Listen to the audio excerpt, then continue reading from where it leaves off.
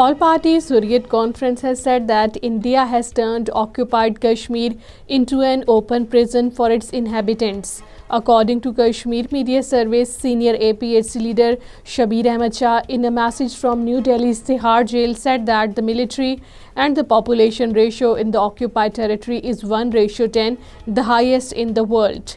Data obtained through the Right to Information Act indicates the devastating toll of 486 fatalities and 510 injuries in the fire-related incidents.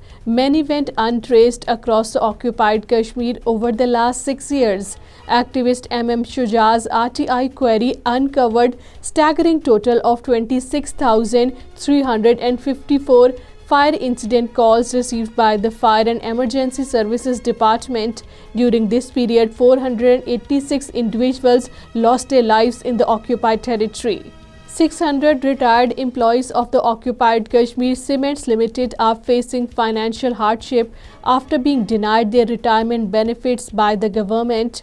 According to Kashmir Media Service, these employees who dedicated the years of service to the organization have been deprived of their retirement dues. Protests erupted in Srinagar, Kupwara and Baramulla districts against the anti-people policies of the Modi-led Indian government in the territory. According to Kashmir Media Service, in Srinagar, employees of the Power Development Department staged a silent protest demanding the reinstatement of the colleagues suspended by the BJP government.